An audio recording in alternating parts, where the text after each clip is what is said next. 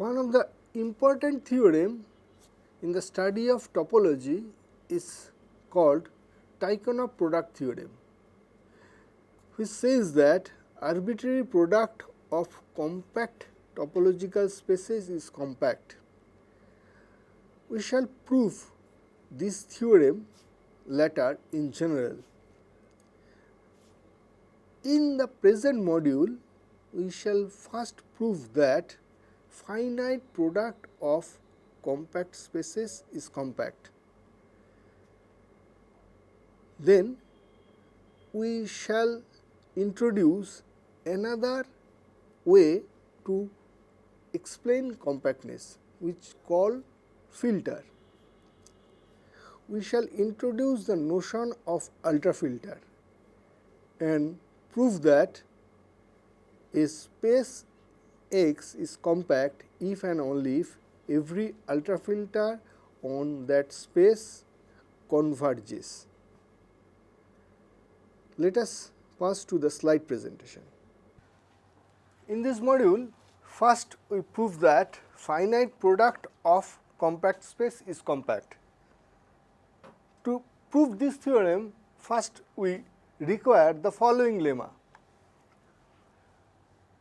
The lemma said this: if X and Y be two Hausdorff space with Y compact, then for any X belongs to X and any open set N containing the slice singleton set X Cartesian product Y, there exists a neighborhood W of X in capital X such that W Cartesian product Y is contained in N. For example, the tube lemma is certainly not true if Y is not compact. Let us consider Y be the Y axis in R2. Since Y axis is homeomorphic with R and R is not compact, so Y is not compact. Now consider the set N is equal to all xy such that modulus of x less than 1 by 1 plus y square. Then clearly N is an open set containing the set y axis, but it contains no tube containing the set y axis. So, let us come to the proof of tube lemma. Let X belongs to capital X and N be an open set in X Cartesian product Y containing the slice X cross Y. Now, the mapping P2 restricted on the slice X cross Y from X cross Y to Y is a homeomorphism. Since Y is compact, therefore, the slice X cross Y is also compact. And we can find a minimal finite subfamily of script B, each contained in N, whose union contains the slice X Cartesian product Y. Let us label the members of this finite subfamily as U1x Cartesian product V1x, U2x Cartesian product V2x up to UNX x Cartesian product VNXS. Now, let us set W is equal to intersection UIX, I runs over from 1 to NX. Then the slice x cross y is contained in W cross y subset of n, where W being finite intersection of open set is also open. Now, we are in a position to prove that x cross y is compact if and only if both x and y are compact. One part is very much clear, that if x and y are compact, then each factor space is compact, because projection maps are continuous and compactness is preserved under continuous image. Now, to prove the converse, let us first recall that a space is compact if and only if every open cover by basic elements has a finite subcover. We have already mentioned this fact, that to prove the compactness, it is sufficient to consider basic open cover. Now, suppose both x and y are compact spaces, and let B be an open cover of x cross y by basic open sets of the form U cross V, where U is open in x and V is open in y. We have to prove that B have a finite subcover. Since y is compact, we have that the slice x Cartesian product y is compact. Now, the collections cube B which covers x cross y should cover the slice x cross y. So, we can find finitely many elements of cube B, say B1, B2, Bk, whose union contains the slice x cross y. Now, let us take n is equal to union of B1, B2 up to Bk. Then n is an open set containing the slice x cross y. So, by tube lemma, there exists an open set W x of x in capital X such that W x Cartesian product y is contained in N. Now, consider the collection W x such that x belongs to capital X. This collection forms an open cover of X. Since X is given compact, we can choose x1, x2, xr in capital X such that the open sets Wx1, Wx2 up to Wxr covers X. Then let us consider the sets Wx1 Cartesian product y, Wx2 Cartesian product y up to Wxr Cartesian product y. Observe that each Wxi Cartesian product y is contained in N, and their union cover x Cartesian product y. That means x Cartesian product y is contained in the union of Wxi Cartesian product y, where I runs from 1 to r. Since each can be covered by finitely many elements of script B. So, X Cartesian product Y can also be covered by finitely many elements of script B. Hence, X Cartesian product Y is compact. This completes the proof.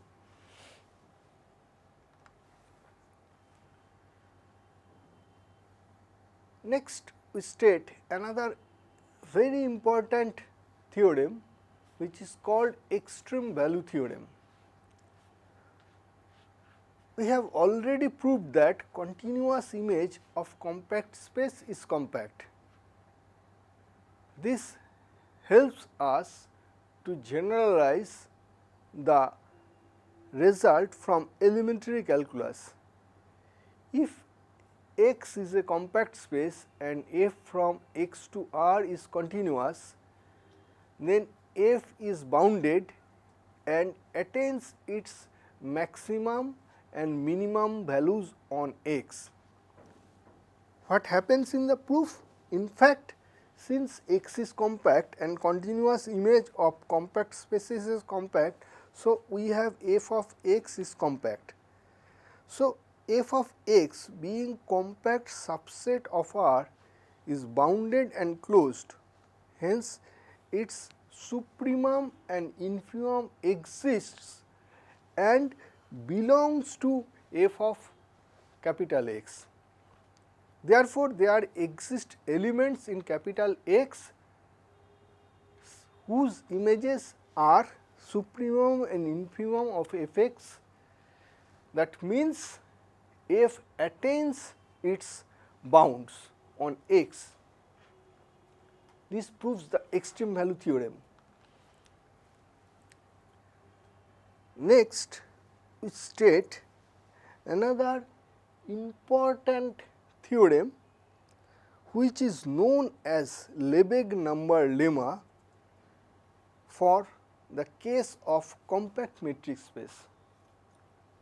This theorem is of extreme importance.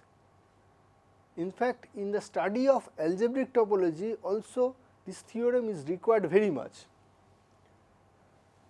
Let us state the Lebesgue number lemma. Let X be a compact metric space and script U be an open cover of capital X. Then there exists a positive number delta such that any subset of capital X with diameter less than delta is contained in some member of script U. That means, Lebesgue number lemma says that given an open cover of a compact metric space, there exists some number delta such that every subset of X with diameter less than the delta is contained in some member of that open cover. This number delta generally called Lebesgue number. Before proving this theorem, let us state an example. Let f from closed unit interval 0 1 to S1 be a continuous map, and let U is equal to S1 minus I and V is equal to S1 minus I. Then there exists a partition of 0 1 such that f of xi to xi plus 1 is contained either in U or in V. This example is required to calculate the fundamental group of S1, which is the part of algebraic topology. We shall not describe it here, but to prove this example, as U and V are open sets in S1, then F inverse U and F inverse V are open sets in closed unit interval 0 1, and they cover closed unit interval 0 1. So, there must exist a Lebesgue number, say the Lebesgue number be delta. Therefore, by Lebesgue number lemma, we can say that any subset with diameter less than delta is contained either in F inverse U or F inverse V. Now, we take a partition of the closed interval 0 1 such that the norm is less than delta. Then every subinterval has norm less than delta. That means, if diameter of every subinterval is less than delta. So, every subinterval is contained either in F inverse U or F inverse V. That means, image of every subinterval under F is contained either in U or in V.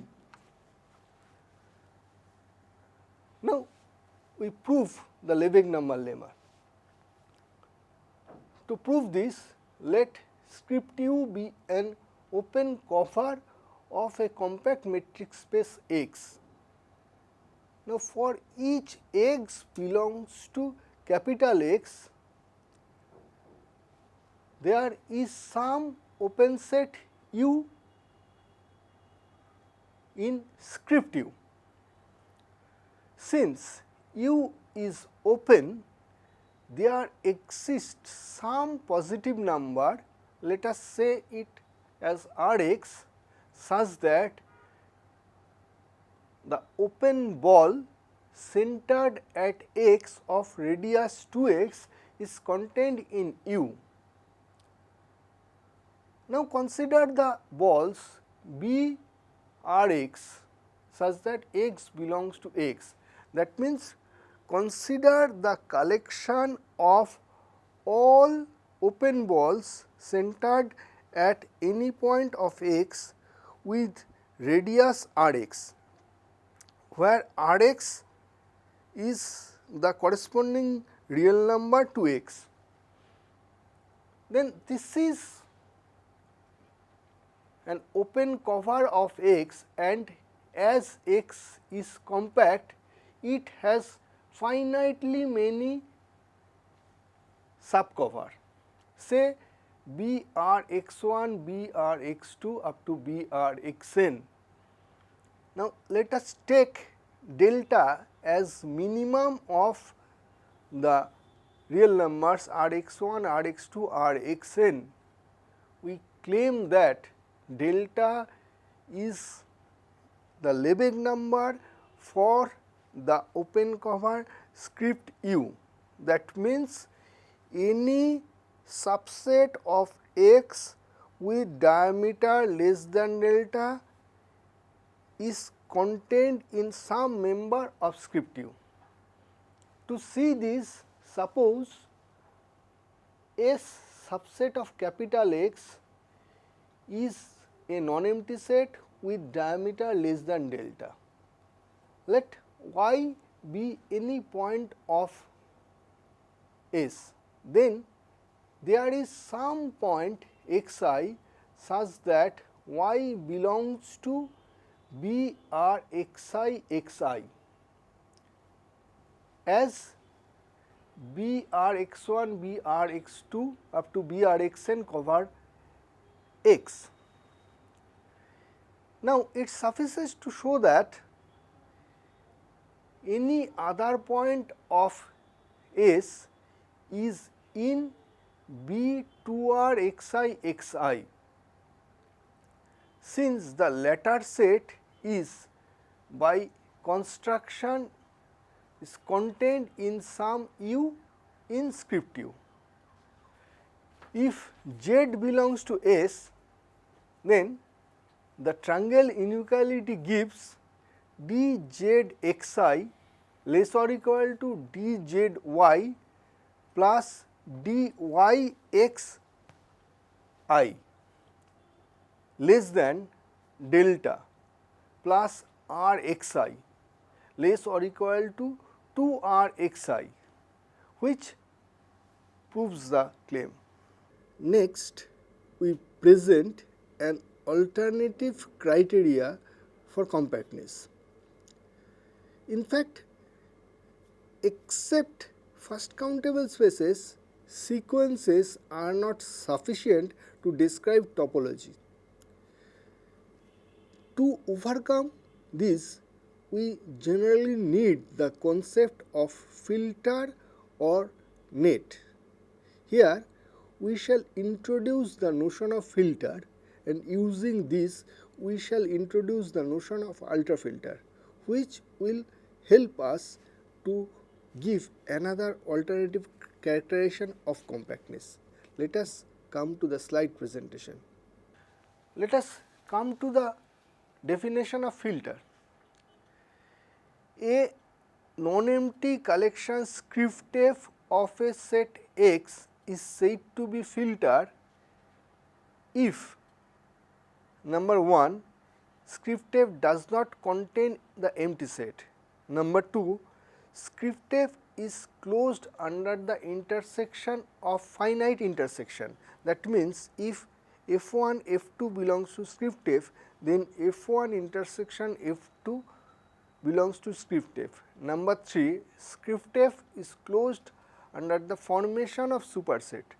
That means, if f belongs to script f and G contains f, then G also belongs to script f. Some authors avoids the definition 2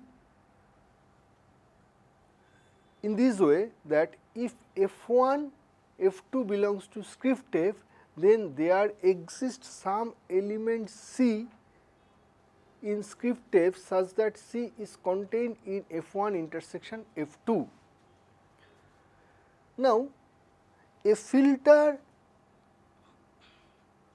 is said to be an ultrafilter if it is not contained in any other filter properly.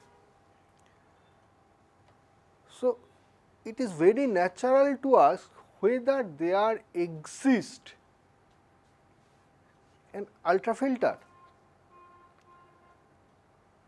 By Jones' lemma, it can be easily proved that every filter can be extended to a ultrafilter.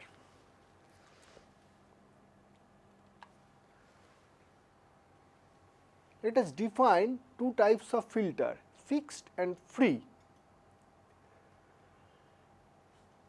A filter is said to be fixed if the intersection of all its elements has a non-empty intersection, and free if their intersection is empty. For ultrafilter, the case is also same. That means, an ultrafilter script u will be called fixed if there exists some x belongs to capital X such that x belongs to intersection of u such that u belongs to script u, and if intersection of script u is empty, then the ultrafilter will be called free. It can be easily shown that a characteristic property of a filter being ultrafilter is that for any subset A of X, either A belongs to that F or complement of A belongs to F. It is easy to find example of fixed ultrafilter. For example, let X be an infinite set, small x be a point of capital X, consider all subsets of capital X which contain small x. Then this becomes a fixed ultrafilter containing X in capital X.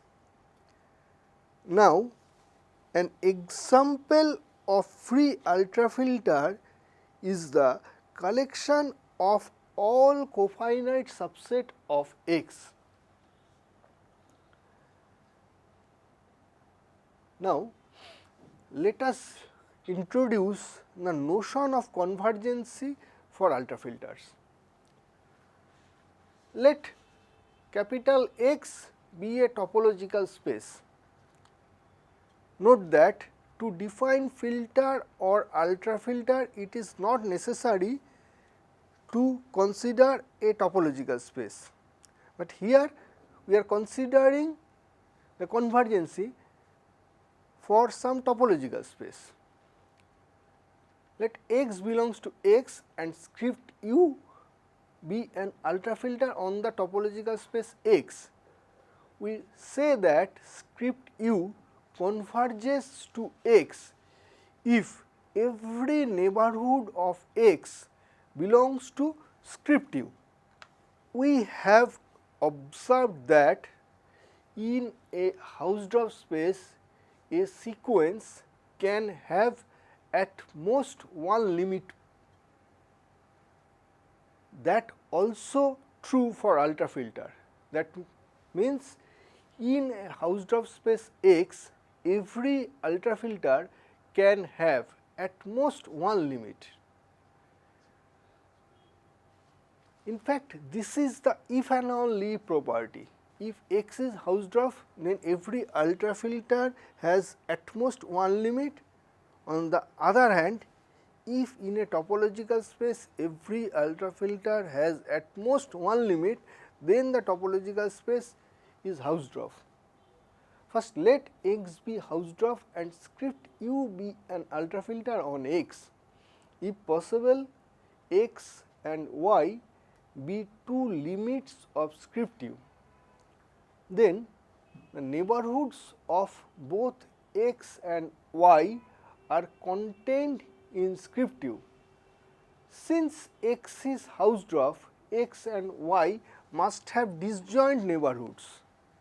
That means script U is an ultrafilter which contains two sets which are disjoint. That is a contradiction.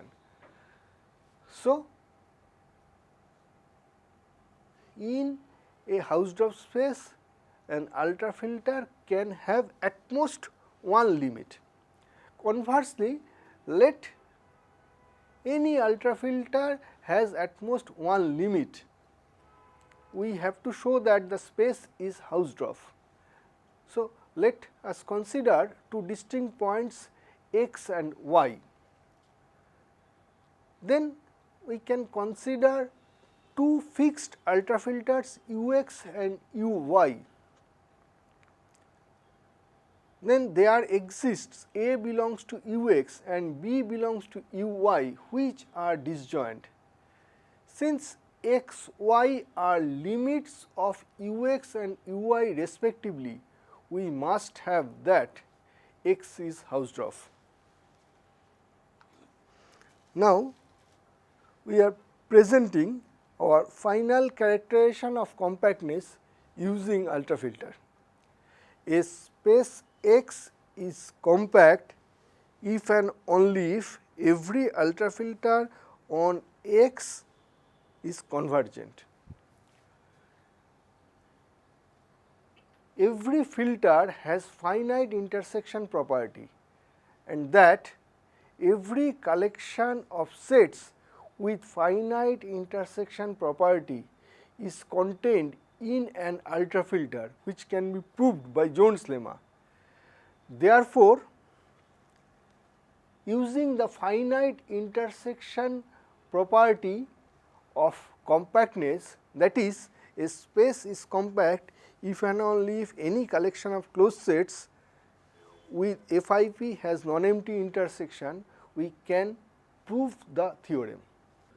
So, in this module we have seen that finite product of compact space is compact.